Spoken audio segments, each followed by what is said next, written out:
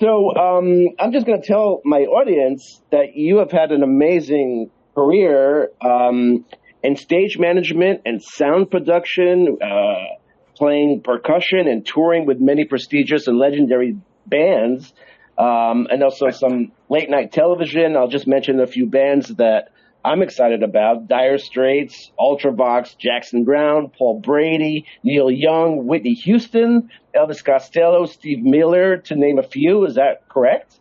Yeah. Unbelievable. That's correct. Unbelievable. And there's some more. Van Halen is. I did their first world tour. Wow. Well, we could probably do an hour on Van Halen alone, right? Yeah, that was fun actually. Van Halen. It was fun how it came about, and just the whole thing about it was great. Okay. Well, I grew up in Israel, and Dire Straits were humongous in Israel, and I got to see Dire Straits on Love Over Gold in Montreal, 85. Okay. No, sorry, not Love Over Gold. Brothers in Arms. Did you see the 1985 shows that we did in Israel? No, so I was already here. We played the Sultan School in Jerusalem, and we played some enormous park in Tel Aviv at the time, I remember. Right, Sultan's Pool. I know. They're legendary shows. My friends in Israel saw those shows. Right, okay. I was already here, so I didn't see them on Love Over Gold. I saw them on Brothers in Arms, July, Montreal. Okay. And then Madison Square Garden the same year, 85. So, and I got to meet Mark Knopfler twice in my life. Okay. Very excited. So I mean, you have so many amazing experiences. I want to focus a little bit on Dire Straits because I'm such a big fan, if that's okay. Okay. Yeah, that's fine. And then we'll move on. So, how about this? How did you start? Did you start with them on? So, first of all, they released 6 studio records, and the first album was 79 and 80. 79 and then Communique was 80. Actually, the first one was probably 78, and then Communique was out in the beginning of 79. Got it. And then Making Movies came out probably September or so of 80. Right. So how did you start with them? How did that come about? How did that come about? Well, I had been working for a bunch of British bands, I got a phone call from a friend of mine who was an American guy that I knew as a monitor engineer, and he said, "Hey, look, I'm looking for somebody to take care of this band, and we're going to be opening up for Dire Straits in the U.S. for a couple of months, and would you be up for it?" And I'm like, yeah, I wasn't too happy with what I was doing at the time. I was taking care of a couple of bands in London, but it didn't look like they were going to go anywhere. One of them was on the way down.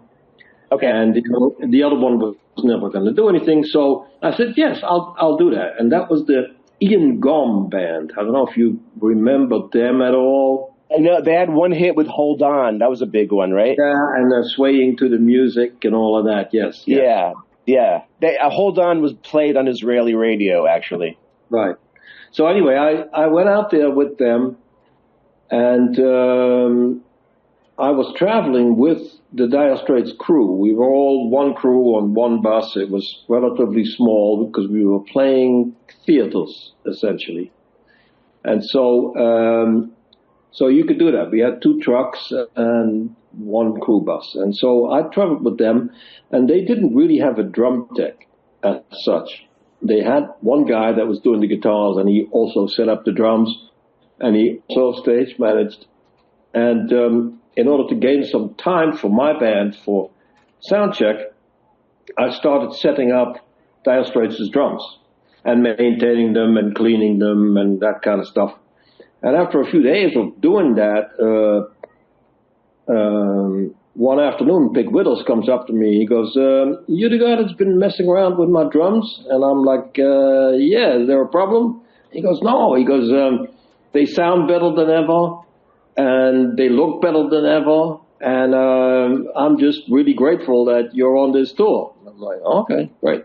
And so I carried on doing that for the rest of that American tour. And then towards the end, he says to me, what are you doing at the end of this? And I'm like, well, when we do our last show together in Chicago, the Ian Gom Band, we just have a couple of gigs in New York, and then I'm going back to London. He goes, well, if you're not doing anything, do the rest of the world tour with us. So, Wow. Okay, I can do that. So I started out drum teching with them on the Communicate tour. And in fact, I also played just a little bit of percussion. I think it might have been Water of Love or something that had some wood blocks. Yeah. And so I didn't even have any microphones because those wood blocks, those clays, they cut through anything. So I was just sitting close to the drum riser, like behind the amp wall, and just hit those things when it was appropriate. Wow. That was the end of that. Nobody even knew. I don't even know if the rest of the band was completely aware that I was doing that. And so I did that tour, and they went and recorded making movies and stuff, and I didn't go along for that. What they used the local guitar tech, I guess, in New York to take care of whatever they needed there. Yeah. And they called me and said, hey, we got this tour coming up and rehearsals and all of that. Would you want to be our stage manager and drum tech? And I'm like, yeah, okay, fine. We can do that. Yeah. Yeah. So that's what I did. And so I probably got together with them again that end of August or something, maybe, to do the rehearsals. I'm not sure. And then we... Where were the rehearsals? Were they in New York? Rehearsals were at a thing called the Wood Wharf. Hang on a second. Oh, yeah, yeah. I'm not I think... that. Yeah, I think so. Making movies. This is 1980. We're talking about now, right? Yes, this was 1980, September or August, September. We did rehearsals. Okay. Yeah. So before we get to making movies, what was your experience? So you didn't tour on the first record. You toured on the Communique, the second record. Only the second. I did do, actually, funny enough, I was present at the first ever gig they played. Wow. Wow. Because I was working with Squeeze at the time. Yeah. And there was, Squeeze was the headlining band at this housing estate. They all came from this dodgy little suburb of London called Deptford. Yeah. And, and so they did, with the local bands, they did a show, and Dire Straits was one of the bands on it. They actually lived right next door on the housing estate, so they got invited to do this, and it was their first ever gig, and I never really paid any attention to them much. Right. There was probably about 4 different bands playing, and it was the era of like punk and new wave, and sure, half of them could barely play. You know what I mean? It's like, right. And so I was just busy doing, Squeeze. You were doing Squeeze stuff. I was doing Squeeze stuff. Yeah. Yeah. Yeah. So you saw them. You didn't really pay attention, but you must have realized, oh my God, that guitar sound. Oh yeah, I mean, you see a guy like Mark Knopfler play guitar, you go, oh yeah, that guy can play, Yeah, exactly. So what were your memories of the Communique tour? Was it exciting? Was it, there were still... The Communique tour was exciting for me because I had been promised by various bands to go to the US, UK-based bands, and then at the last minute, it never happened. Either they wanted to not spend the money on airfare for us and just hire somebody local or whatever. There was always a thing. Plus, I'd never been to the U.S., so my experience of the differences in touring there versus Europe, I was pretty green. Yeah. And so I was very happy when it eventually happened that I got on that tour, and it was very eye-opening. I mean, it's a very different experience to tour the U.S. than it is touring the U.K. or even Europe. It's very how different. how was it? Was it different, better, or just different?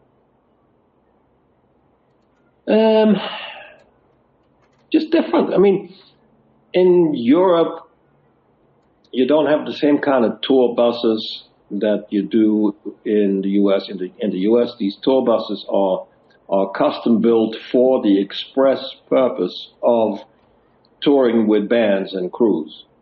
So everything is just right. In Europe, the tour buses, and it might have changed in more recent years, but certainly back then in the 70s and 80s, they were basically just regular tour buses with a bunch of seats taken out and some bunk beds put into it, Right. So, but they weren't air conditioned, really. They were just British regular, tourist buses, really. Right. So it was yeah. So from that point, it was different. And of course, in Europe, when you're touring Europe, you're dealing with a different language and different customs and different everything every day, different food, etc. And in the UK, it's just another town of the town that you come from. So so you know much better what to expect. Sure. And do you remember the shows being very exciting? Just because they were new, they were riding on Salt as a Swing was from the previous record, right? And that was a massive hit. And Communique is a great record. Once Upon a Time in the West, all these great songs. Once Upon a Time in the West is one of my favorite Dire Straits tunes. So I think it's absolutely. Yeah, I want to talk about that a little bit. Yeah, it's an amazing song, right? Amazing. Yeah. Communique is actually, not talked about that much compared to Making Movies or Love Over Gold. But I love Communique because it's very subtle and it's a beautiful. It sounds a little bit like the first record, but it's different enough. What happens with a lot of bands is when they do their first record, they have more songs than they actually need for that record. And so there's stuff that gets left behind that's either too long or too short or too this or too that. And then a few more songs get added to it, and then you have your second album. But in a way, it's often a continuation of the first one because you haven't really found the need yet to go anywhere else with your stuff.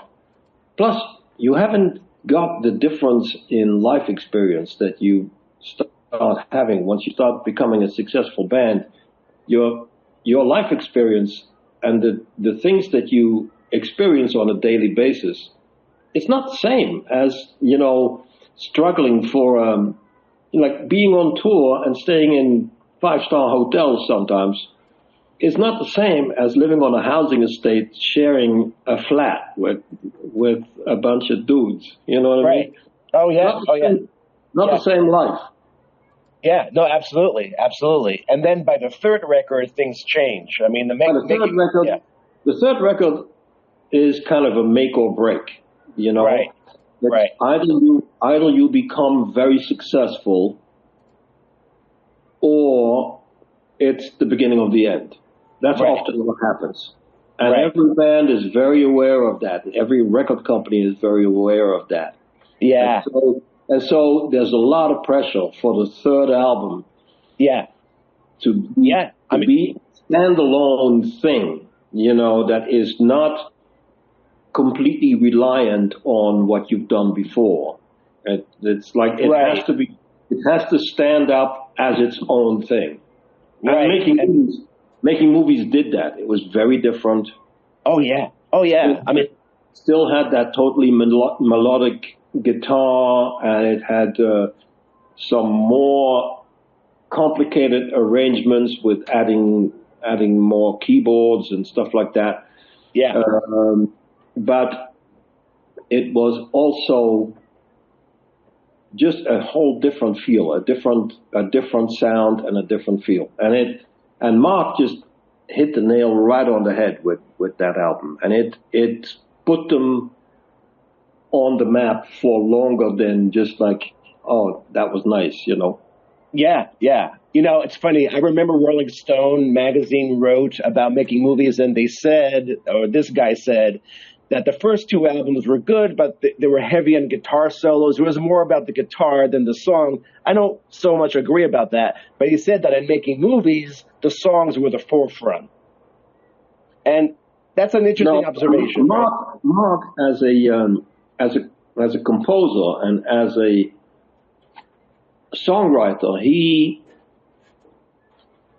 learned better than he had up until that point to tell a story, and from that point on, a lot of the songs it's a guy telling a story through and accompanied by music.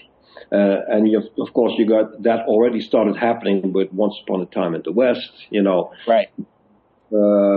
It certainly happened with Tunnel of Love was one of those where it's like, you know, childhood memories and stuff like that coming to the foreground and telling that story.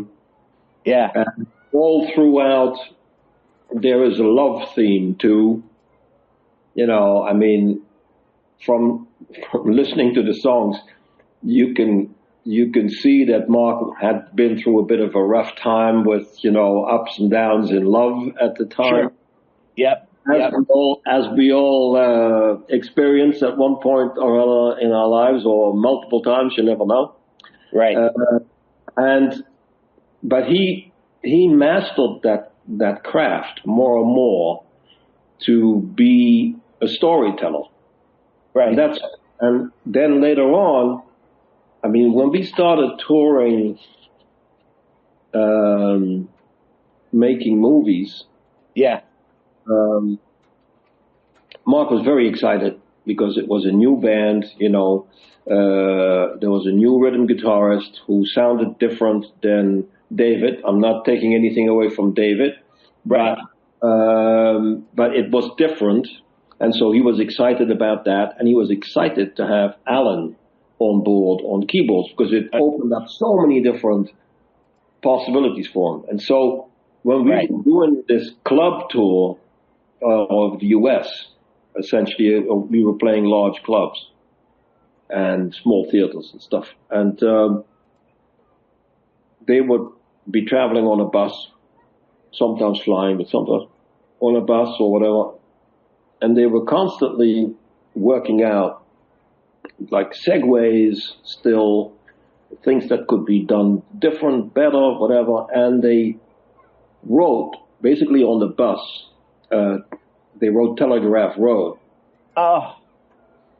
And Telegraph Road became the sound check song, the sound check tune that everybody worked on for whatever spare time we had in sound checks.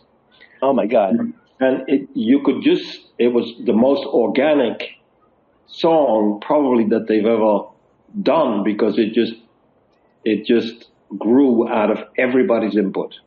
Obviously Mark wrote the song and wrote the lyrics, but everybody's input was really important, and it all came together basically in the back of a bus, you know, as basic ideas and stuff to talk about, but then they flesh it out and actually hear it and have Alan give his enormous input on the keyboard. It just grew from there, and then eventually towards the end of that American leg of that tour, we started playing it live. And Wow. of course, it went over great, even though people didn't know the song. It was, to me anyway, kind of the quintessential Mark Knopfler narrative, you know. Oh my God. I can't tell you how many times I've heard Telegraph Road in my life. Yeah. Yeah. It's unbelievable. That's such a thank you for sharing that, because that just brings tears to my eyes. Because Telegraph Road, if nobody knows Dire Straits, that's the maybe Sultans, but Telegraph Road is it's the most amazing piece of music. I mean, Sultans was the one that got it all started, right? I know, but it's a great song, and I've participated in it in one way or another, at least 1,000 times, because it has been a part of every show that Dire Straits ever did, and probably a part of every show that Mark Knopfler as a solo artist ever did, because it's one of those inescapable kind of landmark tunes that everybody wants to hear, Yeah, yeah. I think on the last tour that he did for 3 years ago, I think he chose not to play it. I think for the first time. Not to play it anymore. Yeah, he did Money for Nothing, but it's difficult. It's difficult when you're doing these tours because as we all get older, and I've seen this happen with lots of guitarists. I've seen it happen with guys like Jimmy Page and stuff. You just don't have the same desire to play that fast, and you can't do it anymore either. Your just don't want to cooperate. The fluidity isn't there. The musicality is there in spades because you have not only that sensitivity, but you have a lifetime of knowledge to back it up. But the purely physical aspect of being fast is something that's really more for younger guitarists, And so if in a song like Sultans where there's these really fast riffs and stuff, it's after a while, there's younger guys copying you that can do it just as good as you, you know what I mean? And then you kind of say to yourself, well, why the hell would I be doing this anymore? I have lots of songs that I can still play better than anybody else. Right. That's a good point. That's a good point. Yeah, yeah. But by the way, you know what's crazy? I have a lot of bootleg recordings of Dire Straits over the years. It's very hard to find stuff from Making Movies tour. For some reason, there's a lot from the first tour. There's a lot from Brothers in Arms. There's not that many great recordings from Making. Do you have a few of those recordings? No, I don't. I don't have any of them. Okay, yeah. What happened is that some people would sneak in recording devices, I suppose. And every night, typically, every band does this. There's what they call a board tape, where the sound of house guy just hits record on. Back then, it was on a cassette. You know what I mean? Yeah. And of course, what you get is what's the output of the sound console out front, which is perhaps 90% of the picture, but not all of it, because you don't get the audience reaction, you don't get the sound that's coming off stage that's also influencing where the levels are on the sound control board. Because if you got a couple of guitar cabinets blaring at you in a small theater, the guitar might not be that loud in the actual mix. You know what I mean? I got it, yeah. There's already enough in it. And so these board tapes are never actually an adequate tool. What they serve for is for the band to listen back to their performance and see if there was anything that didn't work right, or any segues that didn't work, or you know what I mean. There's always stuff that you can self-criticize. Yeah. Listening to tapes, and that's really the purpose of them. But sometimes these things get lost or they get, whatever. Just distributed. Yeah. So did Mark, was he obsessive about listening to the concerts after the fact, and really, was he like that? I don't know that he was, because I was always in the next town getting the show ready when he would be traveling, and that would be the time when you could listen to it, really. So I don't really know how obsessive he was about that. What I do know is that the guy was always a perfectionist, and he would work on stuff until he thought it was right. Yeah. I remember one day he came to a sound check, and it was something about a segue going into a song where Terry Williams, must have been the Love of a Gold Tour, I guess, was starting or going from one song to the next, and there was this swell on a big gong that he had behind him. But these things take time to start generating enough sound to mean something.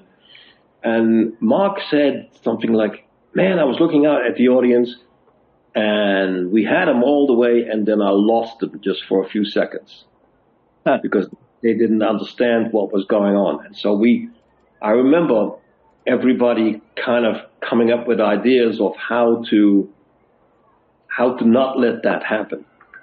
Huh. And this is so this is the kind of thing that we were into. I see it now with some of the copy bands and stuff.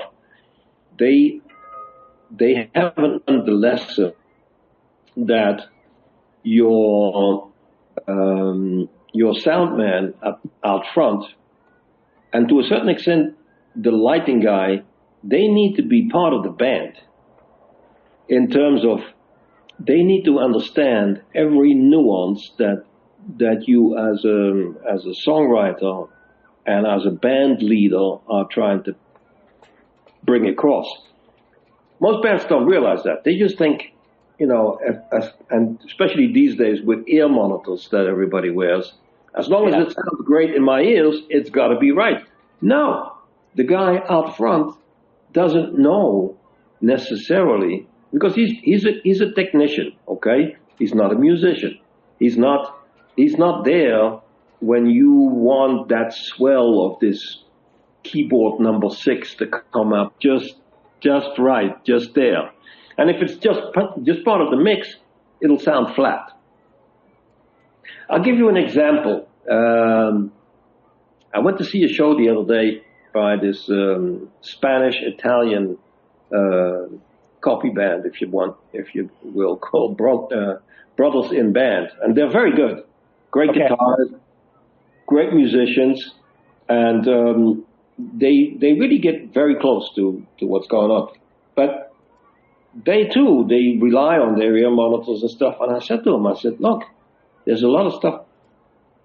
A classic one is Private Investigations. Yeah. It's one of these songs where there's a lot of little things going on that need to just jump out at you. It's as if you were walking through a bad neighborhood. It's Private Investigations. Let's set a picture here. And the picture doesn't need to be the same as what Mark Knopfler had in mind. It's whatever the feeling is to you. Whether the pictures that it brings to your head are in back streets of New York in a dodgy neighborhood, or London or Tokyo, it doesn't really matter. It's you get the feel, right? And boom, boom, boom, and then there's like, and there's like little shaker things that go on that kind of get a rhythm going, and then there's but then there's like all of a sudden there's a very loud bash on a tom tom, as if there's like as if you're walking through an alley, you're stomping away, boom, boom, boom, boom, and then there's a plank that falls over or something, and it scares the show. One of those, and that kind of sound where all of a sudden you don't know if that's a gun or if it's nothing. Right. You know what I mean? Yeah. That's what creates the atmosphere in that song. Yeah. And if everything just sits flat in the mix, then half the purpose of the song is missed. And you can't, I mean, technically the guy out front is doing, everything is in there, you could hear everything. Right. But these things need to jump out at you, because that's your journey where stuff jumps out at you. And that's something that only the musicians sitting next to the sound guy can go, this is important. You know what I mean? Yeah. Private Investigations is interesting because I think it started off of extension of News. The song News from You Communicate ended, right? Yeah. And that built into eventually Private Investigations. Yeah, the end, the play out of that.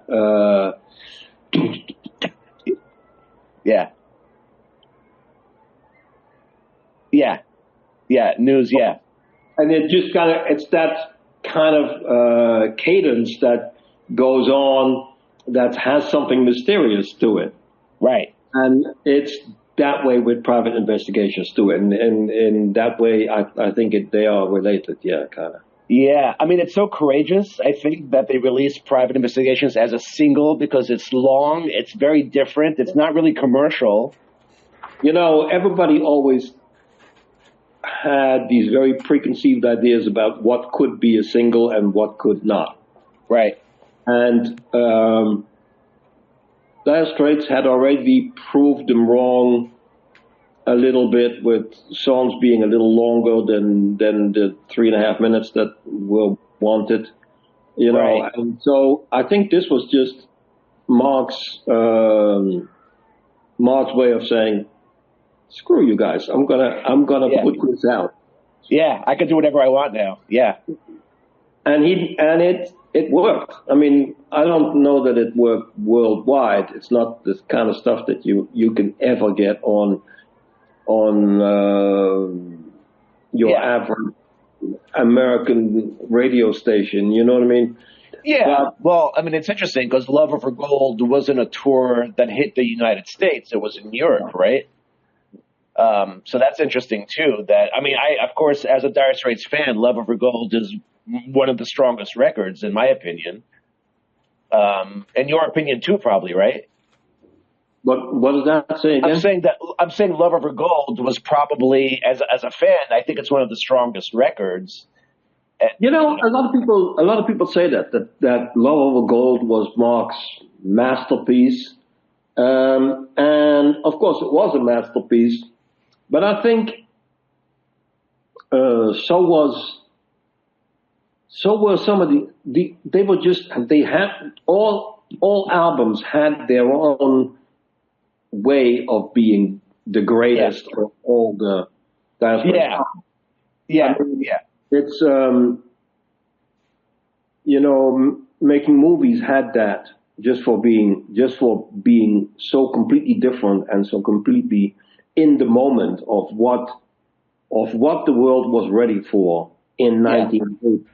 You gotta see it in context also to a kind of fatigue of the punk and new wave years that had been leading up to that. In 1980, people were ready to hear other stuff again.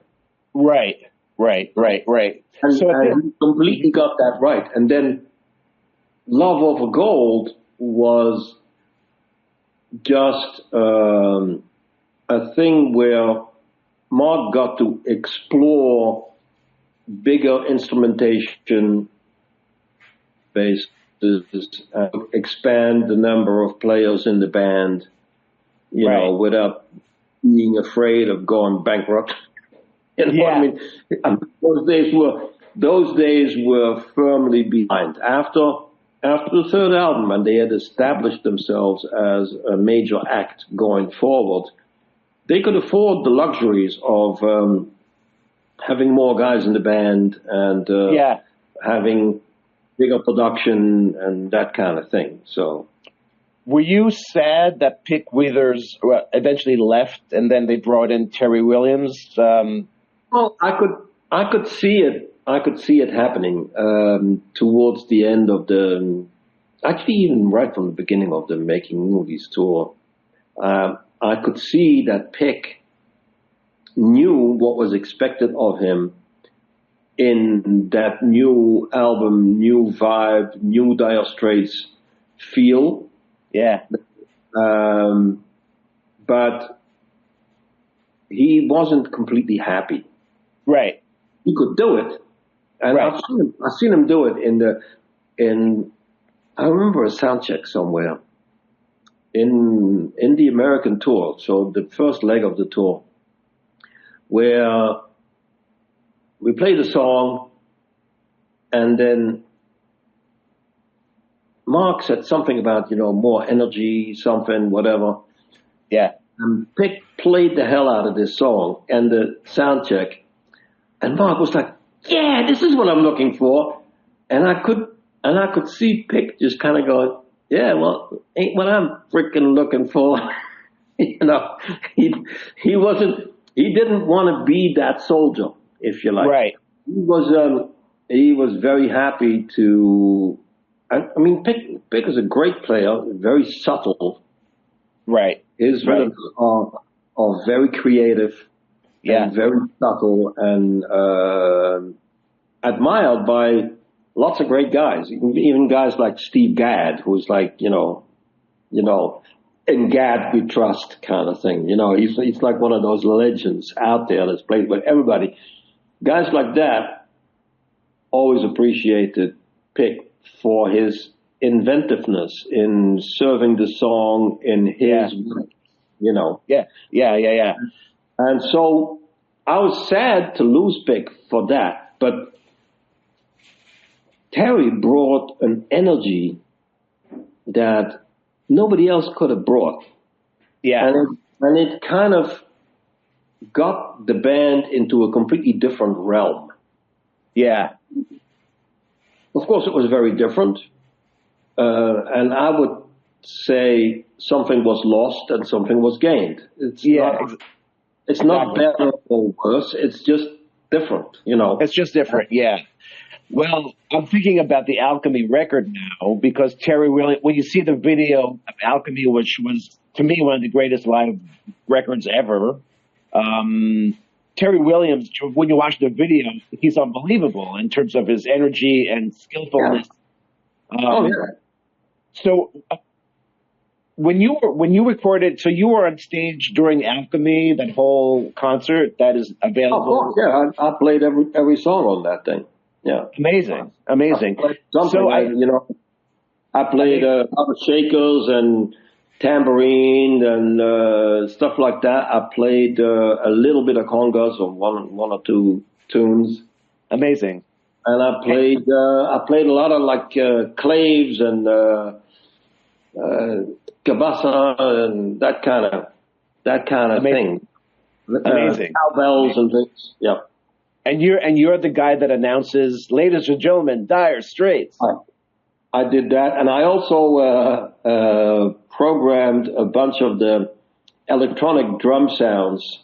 I basically sat down in a back room of a keyboard hire company in London, friends of mine, and I hooked up some speakers and stuff, and yeah. I'm sorry. I think. Yeah. Alex. What yeah, I lost you. I lost you for just a minute. So just repeat what you just said. Oh, okay.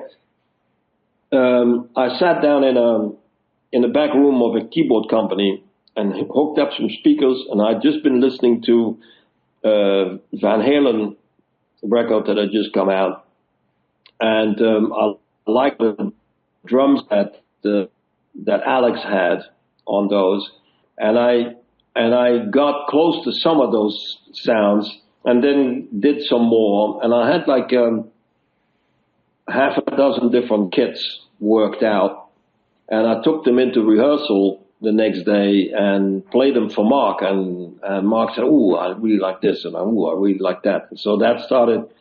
Those sounds started to get used in stuff like Right Across the River. Later on,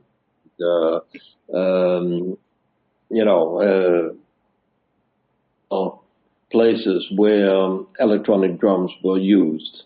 Yeah, gotcha. I mean, first, as a fan, when I first heard Once Upon a Time in the West, the Alchemy version, which is so different from the studio version, it blew my mind how different it was.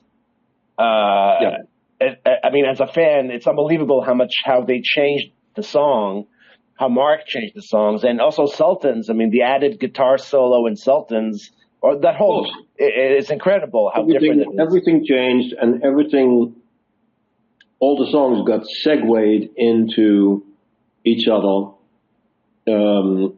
depending on their place within the whole show, because Mark did not want to have just play a song, right? Take a break where there's nothing going on, and then start into a song with a completely different feel. He wanted it the songs to flow into each other. And right. So you'd have these like drawn out segues with saxophone and stuff. Yeah. The rhythm guitarist taking over more of a lead position, and doing some stuff. And then in the meantime, Mark would change guitars, and maybe he'd go from a regular electric, like a Strat or something. You'd go to the National Steel, and at the end of the segue, it would naturally go in there. Like going into Romeo and Juliet, for instance, is one of those where you come from a much more high energy tune, like Express the Love, and go into, you kind of bring it down gradually, and it flows into the song. And then when that song starts, it's a natural progression. Right. It's right. That's what we used to work on all the time, so that it worked, and not only in terms of the songs, but in terms of the sound, the level, the dynamics that were being brought up and down, and same with the lighting. The lighting was always superb. I know that Chaz at the time. Aren't you happy that recording exists of Alchemy? It's a beautiful looking video. Whoever shot it. Well, what happened was we had recorded a few shows in Paris, and then we recorded the Hammersmith Odeon shows, and it was all done by the Rolling Stones Mobile at the time. Mick McKenna was the engineer. And they did it all, and there was a video company involved to record these things. But, there was a lot of wide shots, and there was a lot of shots of Mark Knopfler, but they didn't have enough to make it an interesting video. And so what we ended up having to do was we set up a sound stage in London, and we did playback of the recordings of Hammersmith Odeon that had been, or whatever things that had been picked to become the album. Right. We do playback, and with everybody in the same clothes and stuff, so that on the sound stage you could do close-ups without getting in the way of the audience's enjoyment of the show. You could stand right in front with your camera, right in front of Mark or anybody else, and without being detrimental to the enjoyment of the audience at the show. Interesting. Yeah, I didn't know that. And it was interesting because nobody had thought that this might have to happen at some point for video reasons. And Mark Knopfler has that very distinctive white shirt with the arrows, that became like the logo and that everybody uses since then. Well, it was a T-shirt that he had, and he wore it for a couple of days. Yeah. And then he threw it out. And so we get to this soundstage, and they're like, where's that shirt? Right. I threw it out. So crazy. So somebody from the creative department of the film company had to go out and buy a white T-shirt, and then with gaffer tape, he taped the arrows? The arrows onto it. Oh my God, that's crazy.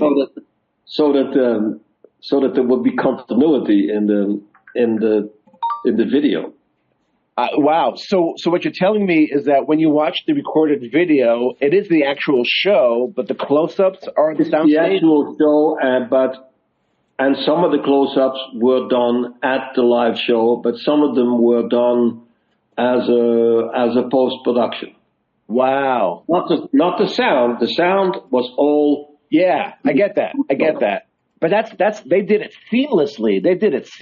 You can't tell. They did a good job. Yeah. That's incredible. Wow. Now, thank you for telling me that, because I watched that video a million times. I would never have guessed that in a million years. Wow. So, okay. So Alchemy, and by the way, I read in John Ilsley's book, who's the bass player, he said that he thinks they were the best they ever were during that Alchemy time. There is something to be said for that. It was possibly true. But then, we went on the Brothers in Arms tour, and it was again a different band. Guy Fletcher came on board, and Jack Sonny came on board, right? And Chris White saxophone got the saxophone. So there was three guys that got substituted. So it was a different band. And what happened was, and somebody like Jack Sonny had a huge role in that. He knew how to bring fun to every performance, Yeah. He was just having so much fun himself, and his whole thing was so infectious, right? That it reverberated through the whole band. Yeah, and of course,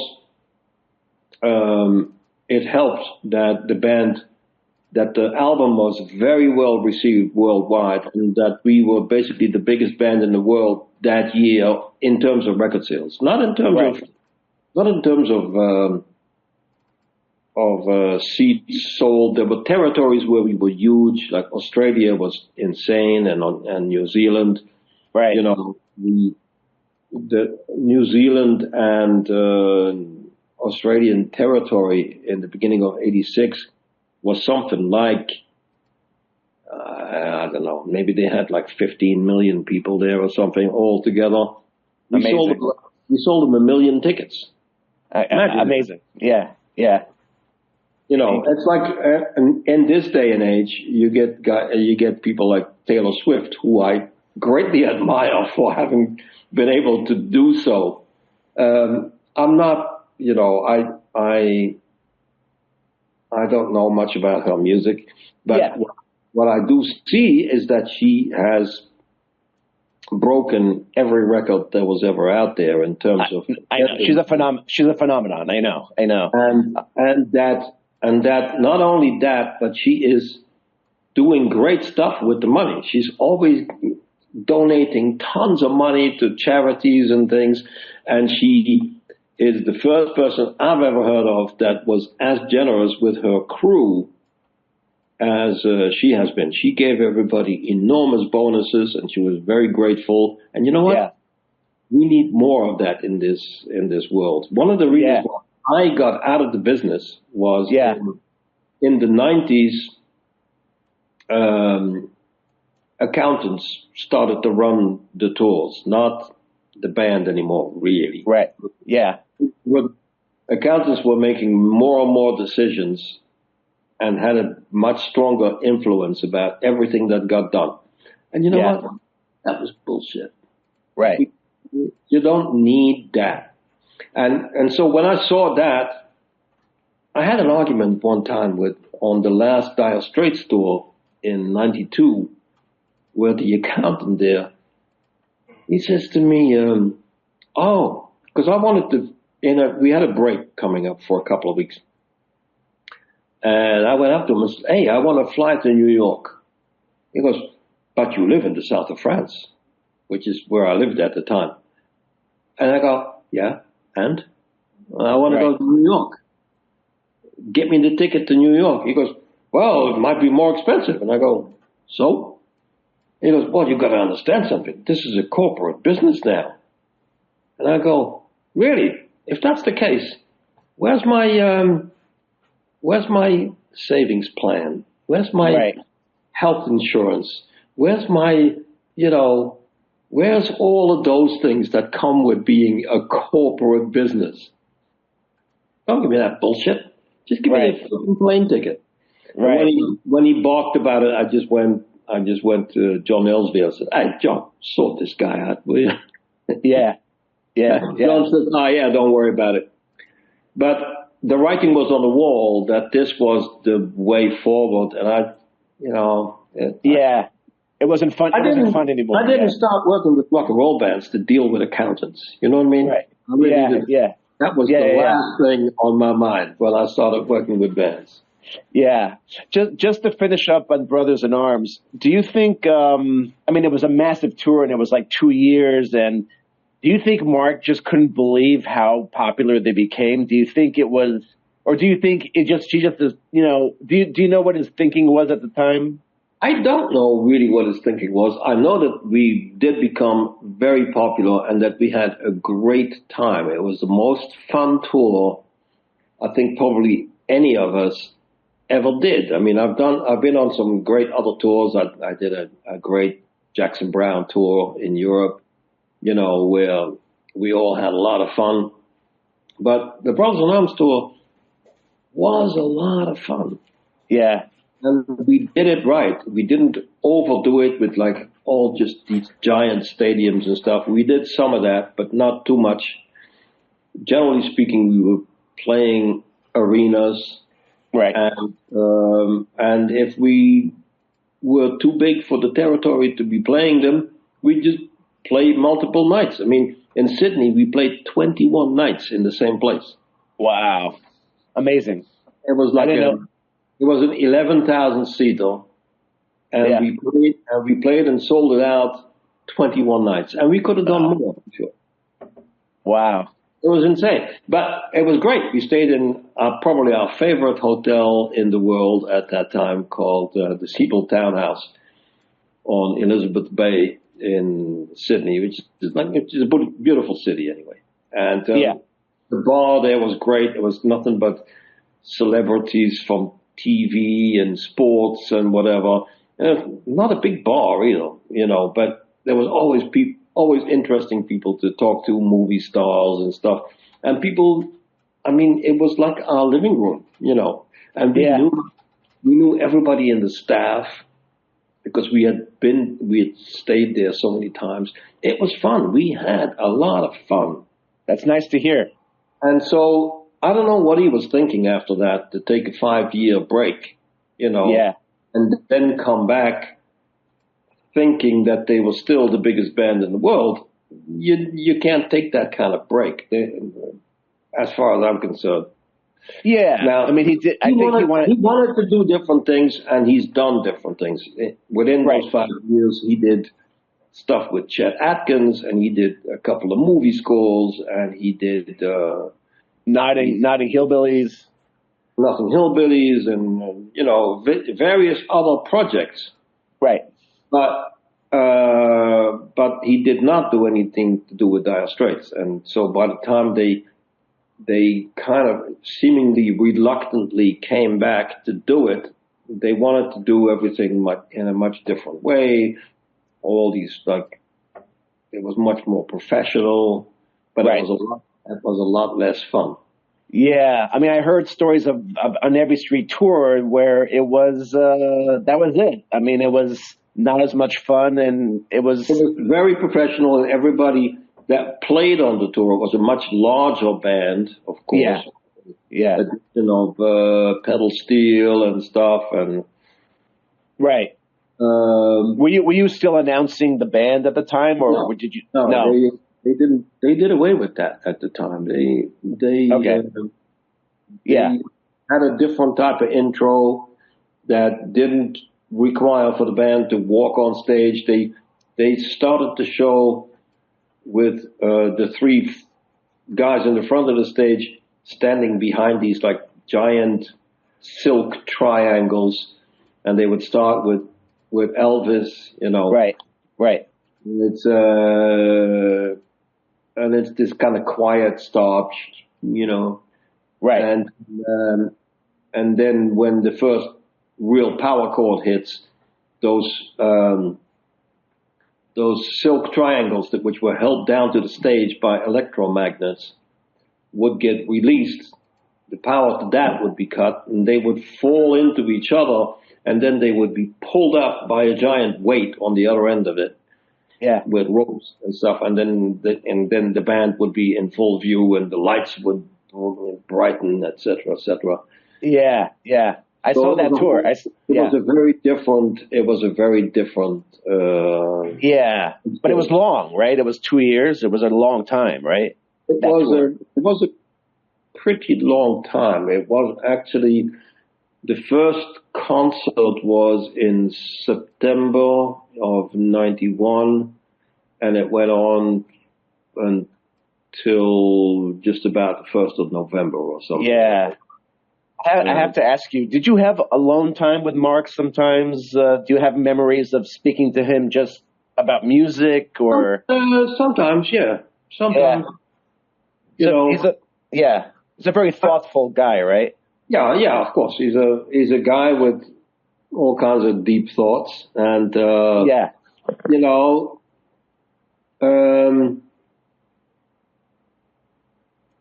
don't know. I mean, did we have that meaningful of a relationship? I don't want to say that I was necessarily, when I first started working for them, I was just a young kid, I wasn't particularly ready for him to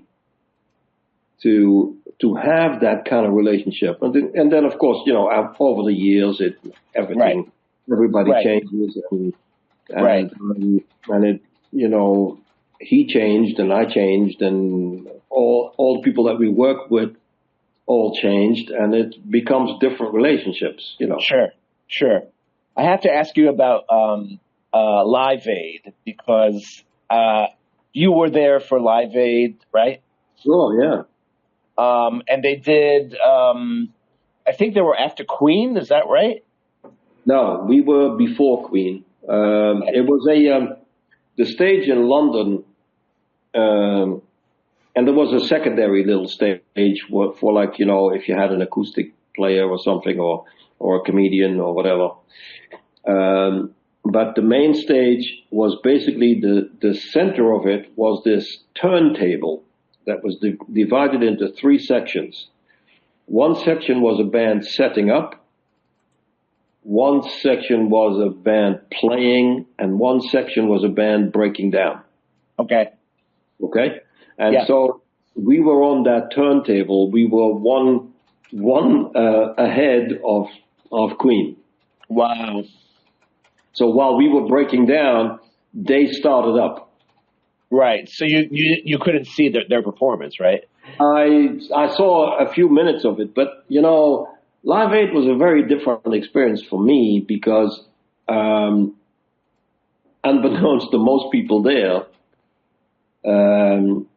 my girlfriend in France was having a baby, my first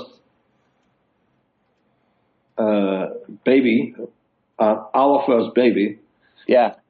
A boy who was going to be named Niels, which wasn't my idea, it was her idea. And it had nothing to do with anybody that you know. It was a reference to a Swedish fairy tale about a little boy called Niels Holgersson that rode around the world on the back of a swan or something. Okay. Anyway, so he was born in the 20 minutes that we were on stage. Oh my gosh. Amazing. So, yeah. So my mind was kind of not even, I mean, it was in a lot of different places that day. It was a very complicated day because we were playing that show at like 6 o'clock at night, and then at 8 o'clock at night or 8:30 we were playing in the arena next door. Okay. So technically a lot of stuff had to happen that I had to be a part of. And it was obviously a really important show. And they were both really important shows. We were doing this residency at the time for about, I don't know, we played about 14 shows or something at the arena next door. Wow. So, you know, I looked at Queen for like one song. And then I went over to the arena across the parking lot to get to a phone because nobody had cell phones back then. They didn't exist, you know. Right. So I got to a production phone and I called the clinic in Biarritz and got put through. And I go, so how are the contractions going and stuff? He goes, what contractions? Listen to this. Oh man. Wow. So, yeah. So, and the funny thing was, as I was calling her, it was about an hour after our show finished, let's say. And in France, they had a 1 hour delay on the broadcast so that they could add French elements because there was a show going on in Paris that was related, etc. And so she goes, I just got back to the room with Niels, and I turned on the TV, and the first image that I saw was you banging on a tambourine. Right. Oh wow. Yeah. So, you know. Amazing. So I'm hearing all of this. I'm in this production office, and the door swings open, and Niels Lofgren walks in. Yeah. Okay, because he was going to be playing on 1 or 2 songs with us that night, and I knew Niels from Neil Young tour that I'd done with him and stuff, and he played with us before, I think. So I'm like, hey Niels, how you doing? And I go, look, I just hung up. My son was just born, and his name is going to be Niels. Yeah. He goes, oh, think again, man. I go, what do you mean? Think again, man. He goes, they always made fun of me when I was a kid. And I'm like, oh, it's 85 now, Niels, you know, they don't make fun of people's names anymore. Yeah. Yeah. Wow. That's a coincidence, isn't it? That you're playing with Niels. That's serendipity. Yes. Yeah. So, and Niels came on stage. So by the time you did the show that night, you knew you had a son. Yes. And of course, I mean, I had said to my girlfriend, look, the one day that I cannot leave this tour is on the day that we play Live Aid, because it's too complicated, too important, these shows, because I had already taught Ed Bicknell, the manager, all my percussion parts, so that if I got a phone call and I had to leave to try and be there, he could play the show. But yeah, that was okay for a show when we were in residency, but it was not okay for a show like that, you know. So, right. So I said, don't have the kid that day. Don't do it. And of course, so that's how it happened. Amazing. Yeah. So you'll always remember that day. Yeah. Okay, listen, I want to ask you a little bit. So, by the way, where did you grow up, by the way? I grew up in Holland. Okay. I was born in a little place called Brielle, which is right on the coast, sort of downriver from Rotterdam. Okay. But I lived in a lot of different places in Holland because my dad was with a road building company and we had to move all the time. But I grew up mainly right by the German border. Okay. So I'm just thinking then about I left my parental home when I was about 17 and moved to Amsterdam, which was at the time a crazy place, you know. Yeah. Yeah. Yeah. But were you thinking about doing music at that time, or? Not in any way other than a vague idea in my head that I wanted to travel and that I liked music, but how the two of them were going to get together, I didn't really know. Of course, I had played in a little band in Holland before then, a little folk rock band along the lines of let's say Fairport Convention or something, if that rings a bell. Yeah, Richard Thompson. Yeah. Yeah, and so what did you play? Did you play guitar or I played drums. Oh, drums. Okay. Drums with that one. And before that, I played in like a big brass band and stuff, and a symphonic orchestra. I played percussion with a symphonic orchestra down there. And so what did you do? What did you do in Amsterdam? Did you just have fun? I moved to Amsterdam and with some friends we started a health food store.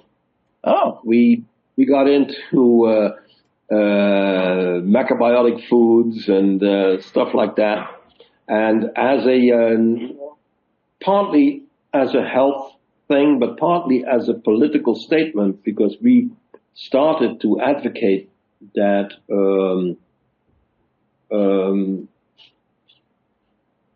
that climate change was going to become a thing.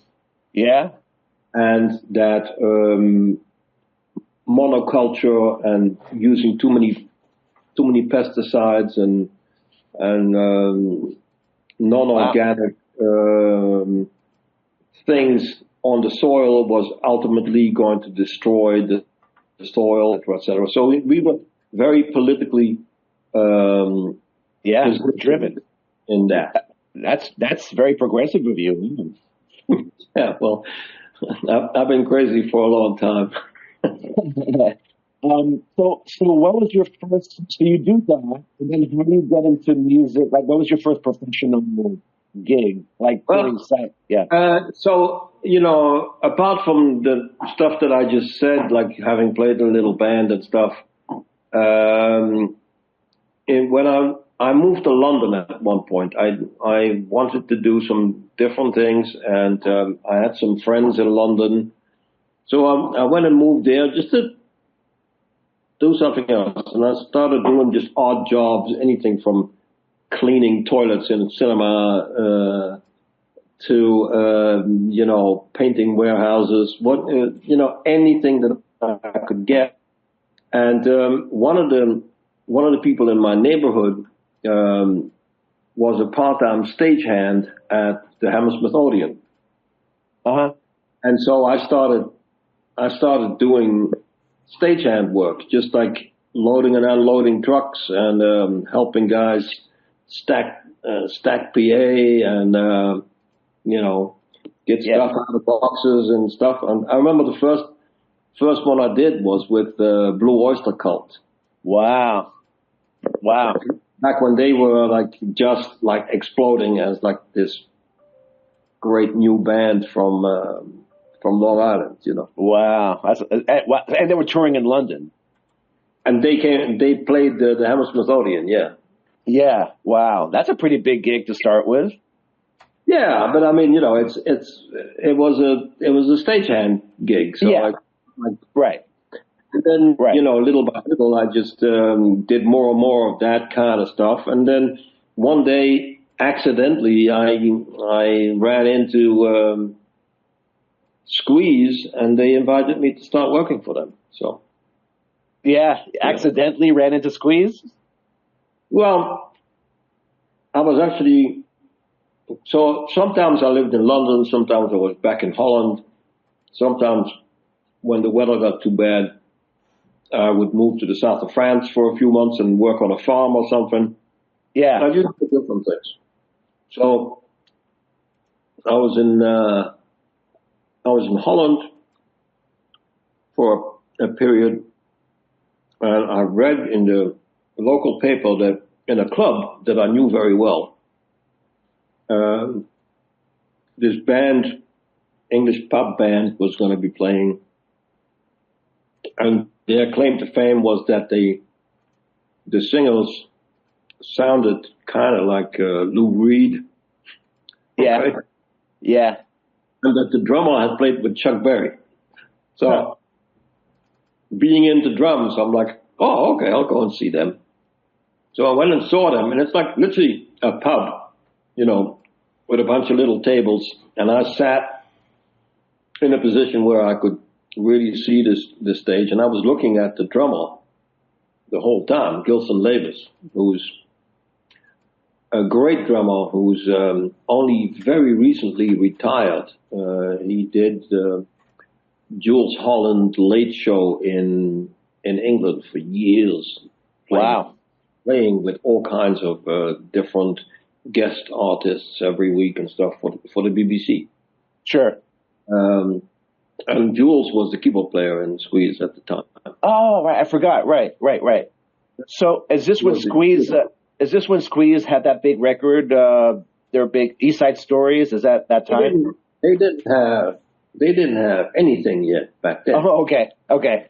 They were a pub band. They hadn't recorded anything yet. And, okay. So I met them and I watched Gilson play, and he must have noticed that I was watching him the whole time. And so at the end of the show, the band went off and they came back on to play an encore, and then they went off to go to the dressing room. And instead of doing that, Gilson stepped off the front of the stage. It wasn't a very high stage, with a pair of drumsticks, came to my table. He didn't know if I could speak English, because this was in Holland.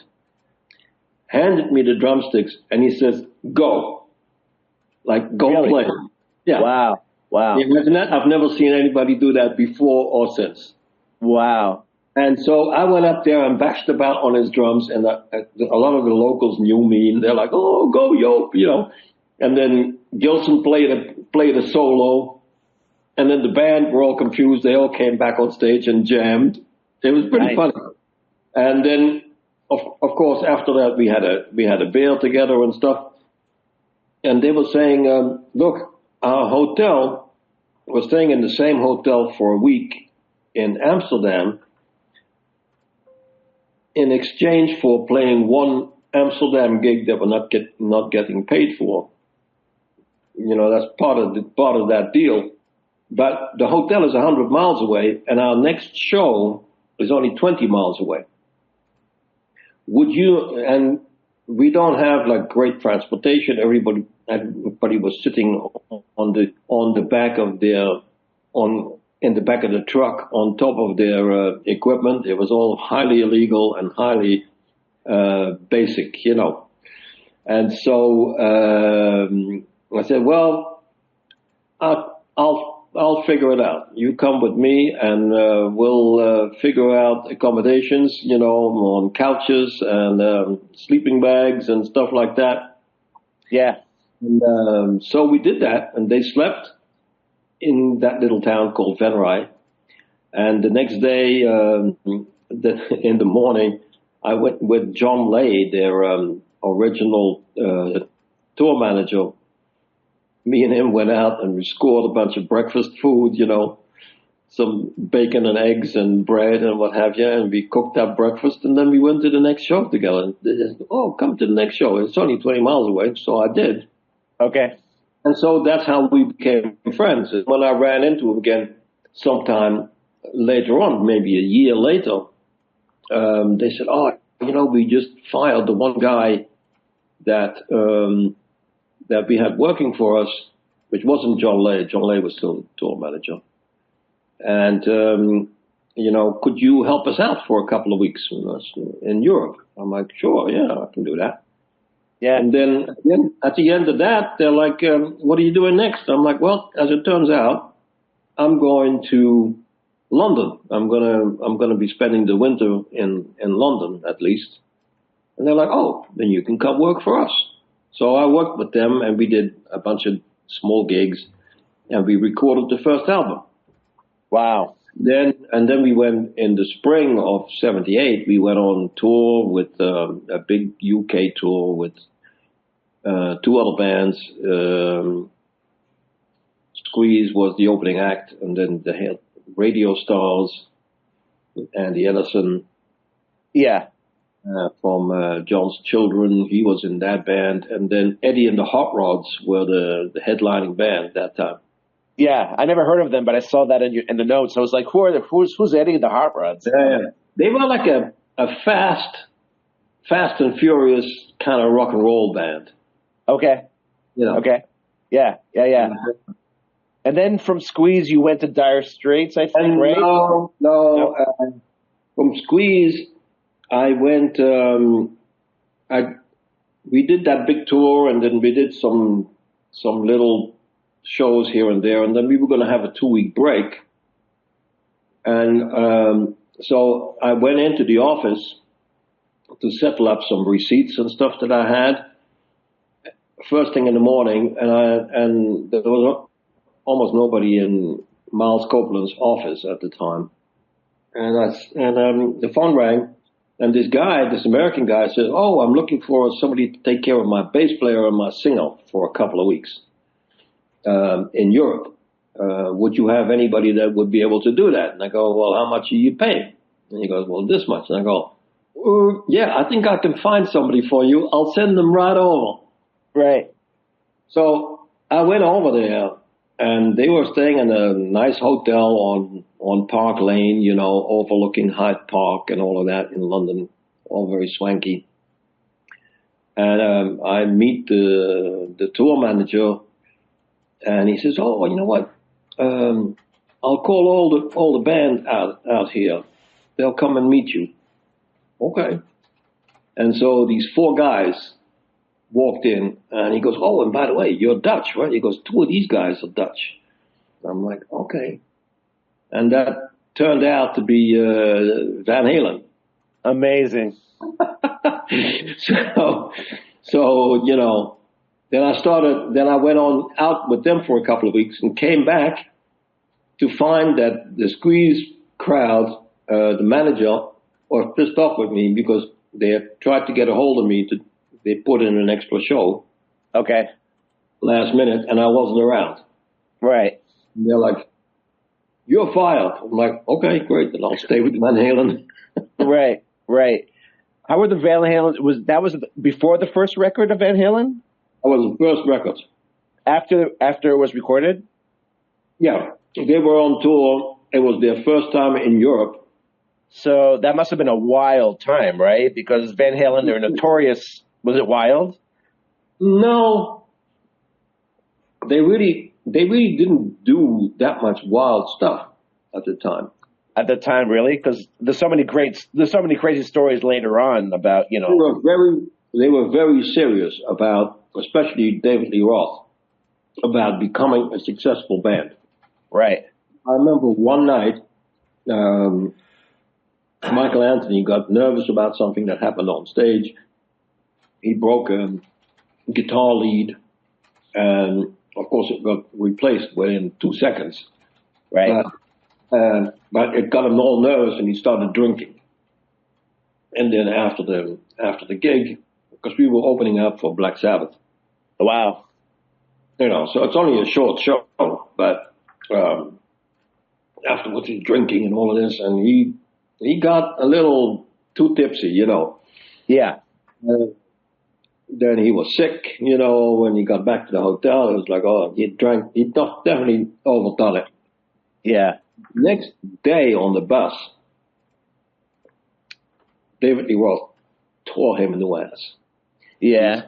He said, "Look, man, and this is like what, maybe April or so, May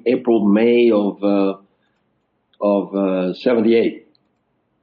He goes, Yeah. "Look, man," he goes, "we got a chance to become the Led Zeppelin of the '80s, Wow.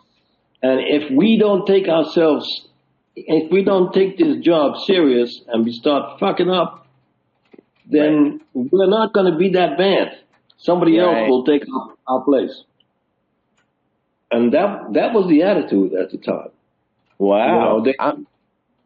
I'm impressed. I'm impressed that David had that work ethic. Wow. Oh yeah, David knew what he wanted.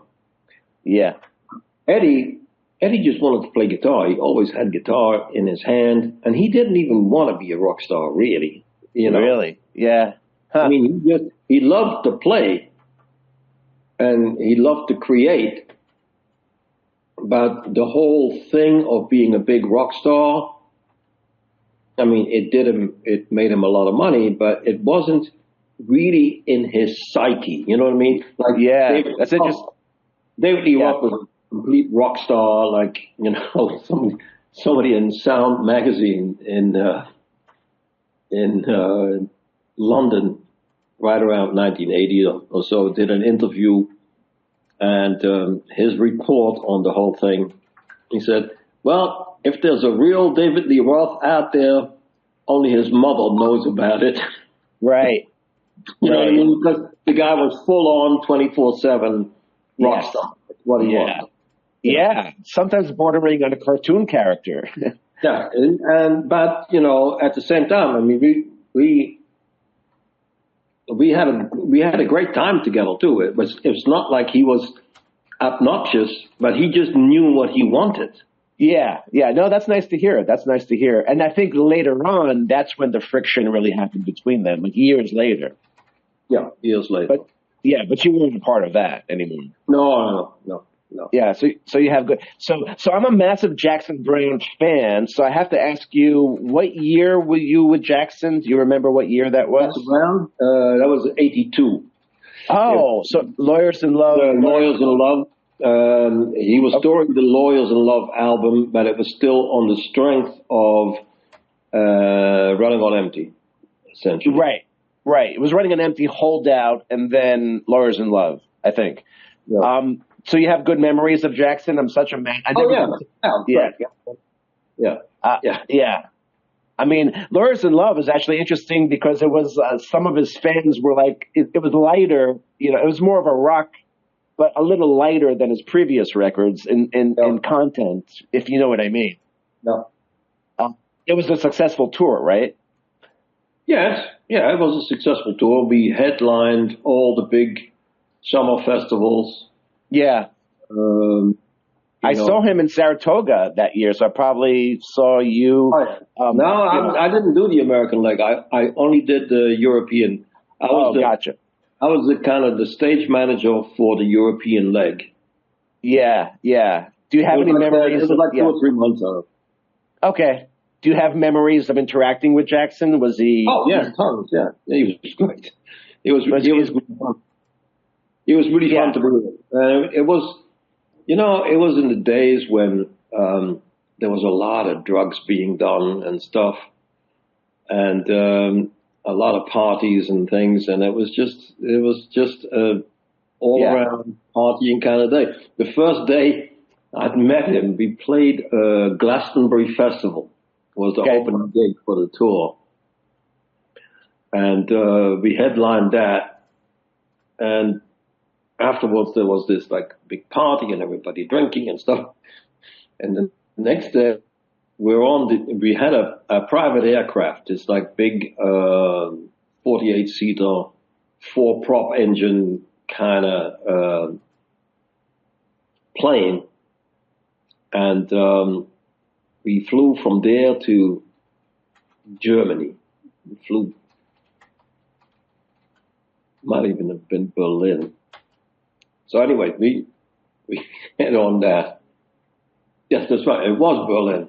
And we flew into East Berlin and had to go through like Checkpoint Charlie to get to get into the hotel in Westbury. It was very, very strange. And so Danny Korchmar, the guitarist, is like definitely the worse for wear after the night before. Right. And Jackson's sitting next to him, sunglasses on, and he's reading a paper or a magazine or something.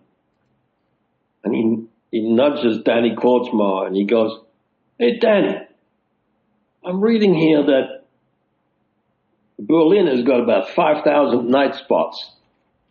And thanks to the state you're in, we're only going to get to see about half of them." Wow. That's a great line. Wow. Wow. Yeah. So it's interesting for me because his songs are so poetic and I grew up, his first 5 records mean so much to me, Late for the Sky, Running on Empty. And so it's hard for me to think of him as a partying kind of guy because his lyrics are so serious, Well, he was a very sensitive guy, but he had a lot of energy too. This is a guy that could stay up for 2 days straight and not think about it twice, Really interesting. Yeah. Okay. So we get a lot of. We were always looking to go out for a beer or do some blow or whatever, after the shows. I remember we played Montreux Jazz Festival in Switzerland. Yeah. After the show, we were staying in the Regina Hotel, which is the same hotel that where Deep Purple wrote "Smoke on the Water" when the original festival hall had burned to the ground. Yeah. Wow. And which happened during it's something called Fire during a Frank Zappa show, I think. Anyway. So I go to we get back to the hotel and one of my many tasks was to know where you could have a drink after the show. Right. So I talked to the receptionist there and he goes, "Well, we can't do anything for you here. The night portals don't have that kind of thing going on that they can just provide lots of drinks. That's not happening. But there's this beer cellar underneath this building next door, and it's kind of an old-fashioned looking German beer cellar kind of thing with lots of dark wood and these big giant booths and stuff that you can sit in. You can drink these big Steiners of beer." And we're like, "Great, sounds good." So we go there, we go in, we sit down, and there was a few crew, and Jackson was there, and Danny was there, and Bob Glaub, the bass player, was there. All like great session guys, that have been around forever. And we see that there's a little band set up in the corner somewhere. And we're just like getting our Steiners and we're drinking and all of this. And this band sort of saunters over to the stage and they start playing blues. And you know what? I mean, you don't necessarily pay attention to, who cares, right? It's a bar band somewhere. But after about half a tune, everybody's head started to go, "Oh, who the fuck is this guitarist?" And it was Stevie Ray Vaughan. Oh man! Before he was big. Before he had a record deal. Oh my God! And wow. So they played their set, and then they came and met us because they obviously knew who we were. And then some of the guys jammed with Stevie, and when they went back and played again. Yeah. And then Jackson was talking to him, and Jackson invited him to record his first album in Jackson's own studio, which is what they did. Oh, I didn't know that. Huh. No. Wow. Yeah. Wow. Yeah, Jackson was always good like that, right? Like really championing new artists. Great guy. I loved him. I love that's so nice. Yeah. That's so nice to hear. It's nice to hear that your heroes are nice guys, Yeah, not everybody's like that. I know. Are you still in touch with him at all, or? No, no, no. I mean, I've run into him a bunch of times over the years, doing TV shows in New York and stuff, and Yeah, yeah, at festivals and what have you. sure. But I'm It must be. so It mu- out of that loop now that I don't see yeah, him. I know, I know. But it must be weird to have such intense times with these people and then never really talk to them again. Yeah, and that's true. And of course, for the years, with a lot of crew guys that I worked with, um, you would do Yeah, a tour and literally live out of each other's pocket, for a year, and then you would never see them again. And now with social media, you can stay in touch with people. And so I'm now in touch with more people than I ever was yeah. from back in those days. I mean, your experiences are so. I mean, Neil Young and Ultravox and Whitney Houston and Steve Miller. I mean, out of all these people, can you think of the greatest time that you had, or is that a hard question? Greatest time that I had, there's a lot of moments that stand out with various different artists. Right, right. And I mean, and working with rock and roll bands is only one facet of my life. I've done a bunch of other interesting things. I've worked in a lot of big name New York based TV shows. I did Saturday Night Live and Yeah, the Letterman show and Fallon. the Donald show and all kinds of different stuff with involved with music. But I also did sports stuff like golf tournaments and what have you, doing audio. Yeah, And I did audio in news, working for NBC News for like 8 or 9 years, where I was basically worldwide. I mean, I would go to tsunamis and state funerals and whatever. Like when Bin Laden got shot, I was at his house the next day. wow, wow. Stuff like that. So it's not the only thing. Yeah, It's, I know. it's one facet of my life. I know, I know. It's so hard to talk to you because you don't know what to focus on. you know? Yeah. I mean, everything is a trigger. You mentioned something that's like, oh yeah, that reminds me of this and this. Or No, I know. some of it is music related, and some of it is not. Right. Right. I know. But I'm so glad that we talked about Dire Straits because I love them so much. And by the way, Neil Young, and when Neil Young, was that a good experience for you? Neil Young was a little bit different. It was a little bit more difficult because the tour was a little disorganized in terms of the technical aspect of it.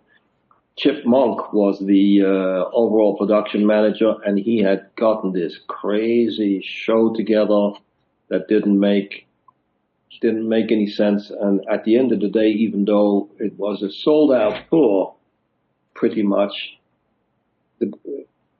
nobody made any money, or at least Neil Young didn't make any money because he was spending so much on the production.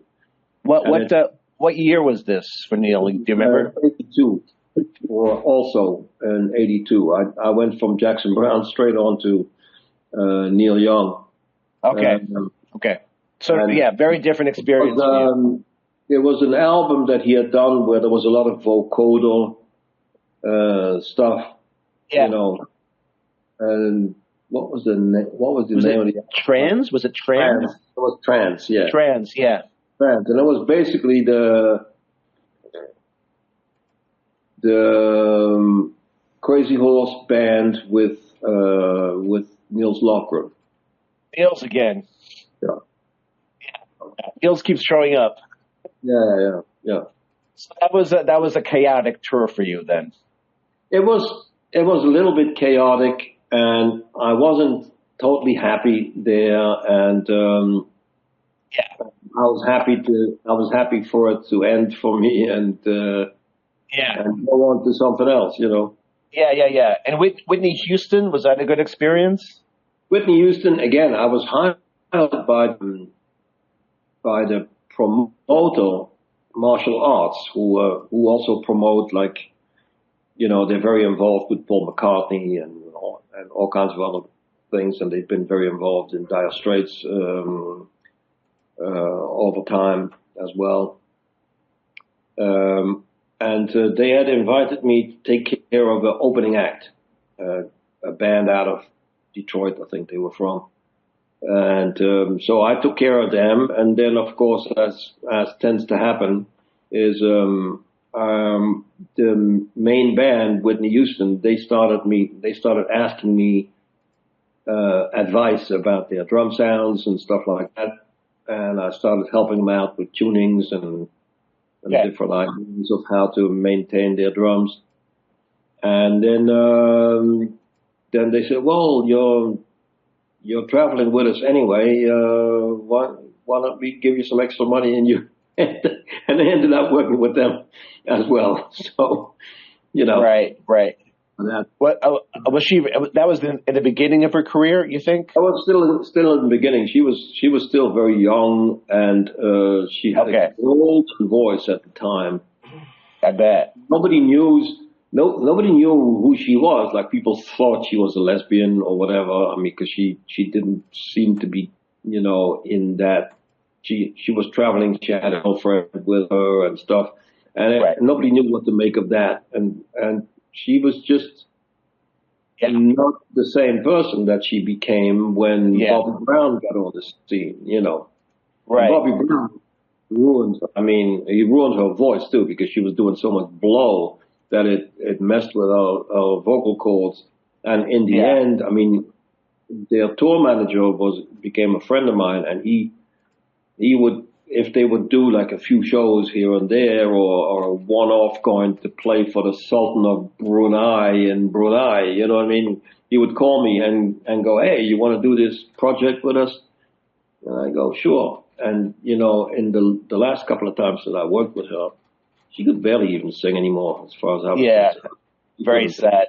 Were you able, you were around so much drugs and all these bands, were you able to kind of stay level-headed and not get too crazy in that world?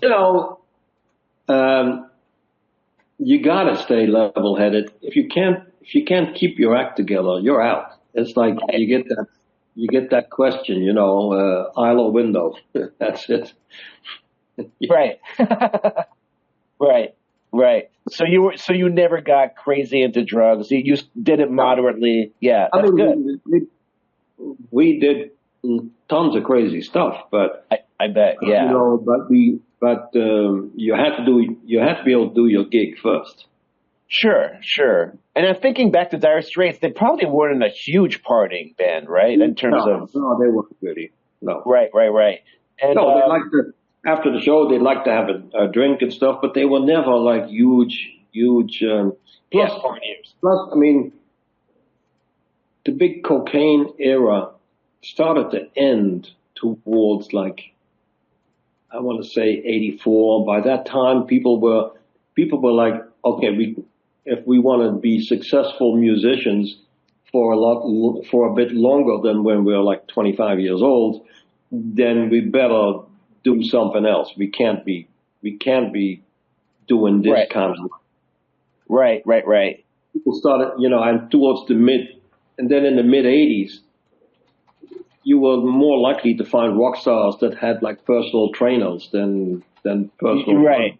I just thought about something about Brothers in Arms. Terry Williams wasn't really on the record that much.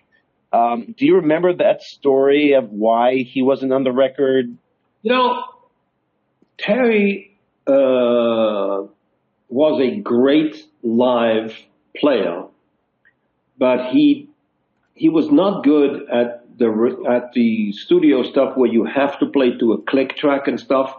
Terry played everything for. Yeah. He had a feel.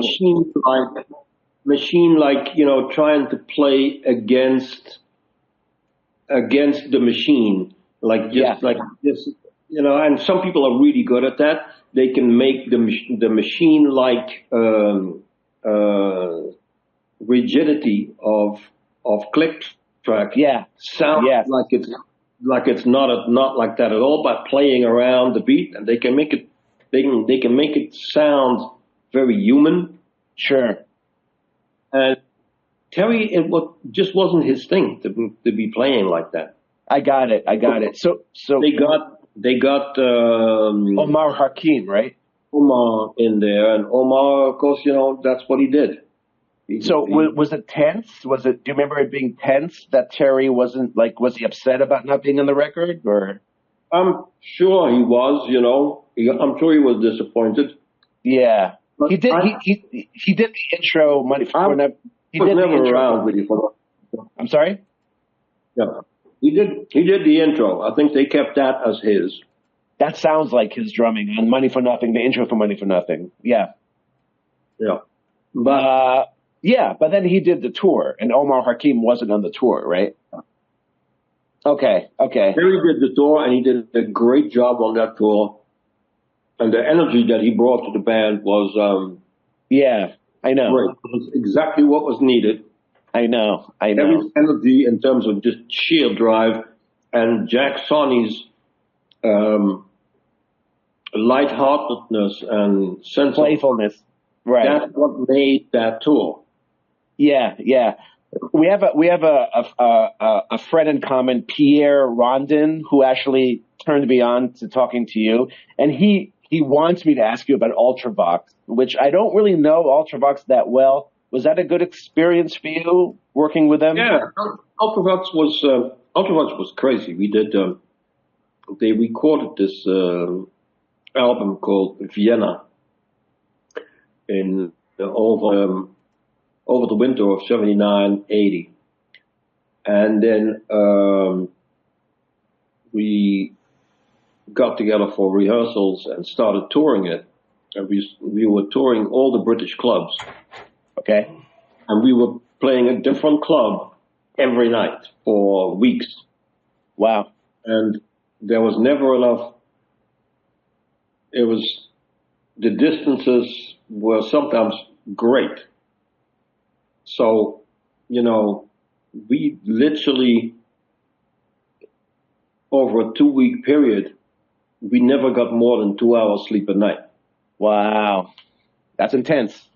And because we were driving our own trucks and all this kind of stuff, and we got to a point where it was like, dude, we can't do this anymore.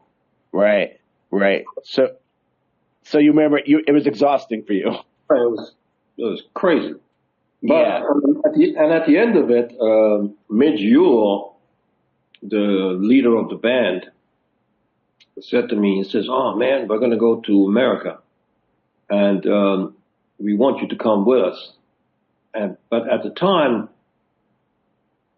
I had been offered, because this tour went on, I guess, in the summer of 80, and I'd been offered Dire Straits, and so I'm thinking, well, who's going to be big? Right. Well, is it going to be Ultravox? Or is it going to be Dire Straits? And I went, you know what? I was so exhausted by Yeah. the management's lack of care for anybody in the crew falling by the wayside. And I went, you know what? This is I don't need to do this. Yeah. Okay. Interesting. I went back to Dire Straits, and then that turned out to be the right choice. Yeah. Just one more question about Dire Straits. Do you remember why they chose not to tour Love Over Gold in the United States? No, I mean, they weren't a big act in the United States. They could only really play theaters, Really? Even after making movies? No, even after making movies. Okay. So that was They okay. could only play theaters, and they could play arenas everywhere else in the world. Right. They're like, I mean, that's the way I Yeah, look at it. yeah, yeah. No, that makes sense. And then Brothers in Arms exploded. Do you have good memories of being in Israel? Because they shot a documentary with Yeah, Mark. yeah, I know. Everybody crazy on the back of donkeys and stuff. Nuts. Yeah. Do you have? Yeah, I mean, it was hard work. It was Yeah. very hard work. We got all the gear flown from Athens. We had done a show in Athens, and then all the gear had to be flown over to Jerusalem or to Tel Aviv, rather, to Ben Yeah. Gurion. Yeah. Right. Right. And there wasn't enough. It was all having to be done by El Al, and Right. there wasn't enough cargo space available. And Uh, eventually, they got all the gear that we needed there, but it was like, there was literally like PA cabinets being rolled through the aisles of like regular flights and strapped to seats because we needed all this stuff, and they were responsible for it, and they got it there, but it was all crazy the way. what a headache. Wow. Wow. And Wow. I stayed behind in Athens to help coordinate that with the production manager. It was like a little skeleton crew that made sure everything got on the aircraft.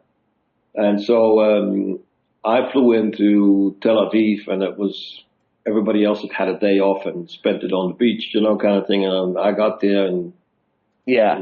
late afternoon, and they had a press conference that night. And so I went to that, and that was a lot of fun because Israel was crazy about Dire Straits at that time. I know. I remember a cartoon in one of the big papers there, and it's this image of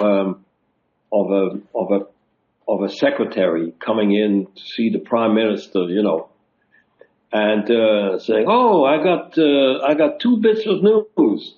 The World Bank is giving us an interest-free loan for like so many billions and billions of dollars, and Dire Straits is in town." And the prime minister goes, "Dire Straits is in town?"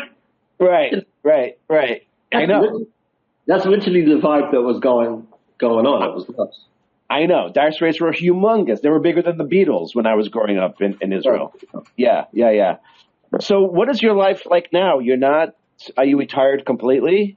Well, I quit doing news stuff about 10 years ago and went back to doing some studio stuff, just like pinning microphones on movie stars kind of thing, because you got to have a certain personality to be able to not get intimidated by any of the bullshit that goes on. And so I did a few years of that, but my wife and I started to do vacation rentals, like buying properties that needed work, make them just good enough to be able to do vacation rentals out of them on Long Island, Hamptons, Yeah. and then in the winter months I would renovate them, like put new kitchens in and new bathrooms and this and that and the other and coats of paint and whatever it was that it took, and so we bought and sold a bunch of homes on Long Island, and made enough money.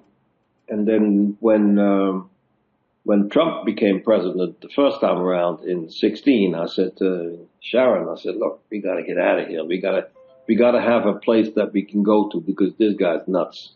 Right. I'm with you.